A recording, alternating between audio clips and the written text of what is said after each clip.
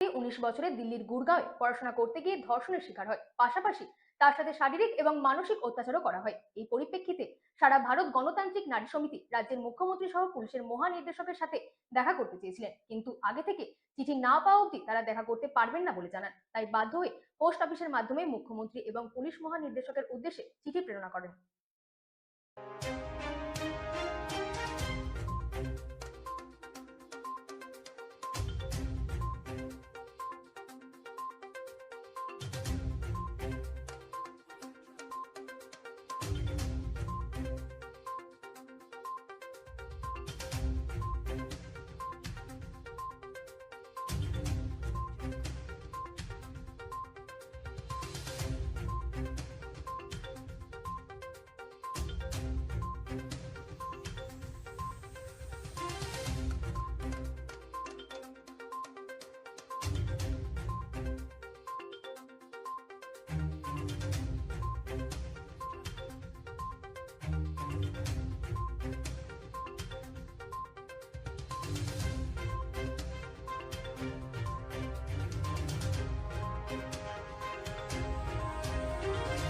আমরা সর্বভারতীয় সংবাদপত্রে লক্ষ্য করলাম আমাদের ত্রিপুরা রাজ্যের একটি ছাত্রী 19 বছরে বিটেক পড়তে দিল্লি মহানগরীর গুরগাঁওয়ে পড়াশোনা করতে গেছে, বিটেক পড়তে গেছে।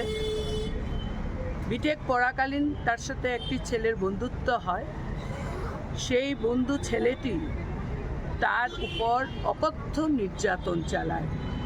3 দিন যাবৎ তাকে একটি ঘরে বন্দি করে রাখে।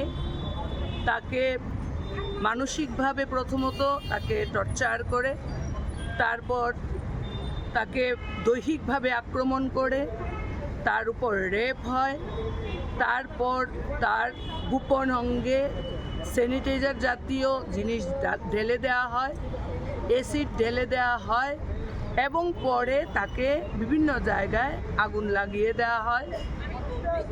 সেই অবস্থায় মেয়েটিকে উদ্ধার করে দিল্লির সফদরজং হাসপাতালে মেয়েটি এখন মৃত্যুর সঙ্গে লড়ছে। আমরা বিভিন্ন সূত্র থেকে জেনেছি মেয়েটির মা আমাদের রাজ্যের আরক্ষা দপ্তরে কাজ করেন। আমাদের ভারতবর্ষের নারীদের অবস্থা খুব খারাপ, নিরাপত্তাহীনতায় ভুগছে। আমরা রাজ্যের মুখ্যমন্ত্রী, রাজ্যের মহানির্দেশক পুলিশের, ওনাদের সাথে সকাল থেকে আলোচনা করেছি যে আমাদেরকে একটু সময় দেওয়ার জন্য। ওনারা বলেছেন যে চিঠি না দিলে পর ইত্যাদি ইত্যাদি বলেছেন, এখন হবে না। মুখ্যমন্ত্রী মোবাইল রিসিভ করেন না, ওনার অফিস থেকে জানানো হয়েছে। তো বাধ্য হয়ে আমরা আজকে মুখ্যমন্ত্রীর উদ্দেশ্যে এই খোলা চিঠি আমরা দিলাম এবং আমরা আনন্দিত।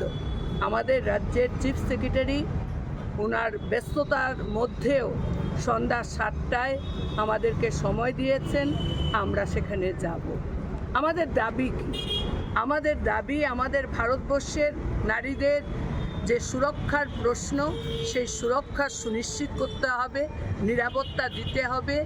যে ক্ষতিগ্রস্ত মেয়েটি, যে জীবন শুরুই হয়নি, তার সমস্ত চিকিৎসার দায়িত্ব সরকারকে বহন করতে হবে এবং অপরাধীর কঠোর থেকে কঠোরতম শাস্তি প্রদান সেখানে করতে হবে। আমরা দেশের সরকার, রাজ্য সরকারের আমরা হস্তক্ষেপ দাবি করছি, সেই ক্ষেত্রে যেন প্রয়োজনীয় ভূমিকা সেখানে গ্রহণ করে। তার জন্যই আমরা আজকের এই খোলা চিঠি স্বল্প সময়ে আমরা এখানে পাঠালাম সরকারকে। ফটিকরাই যুব সংসদ অংশ নেবে 18 থেকে 25 বছর বয়সী ছাত্রছাত্রী।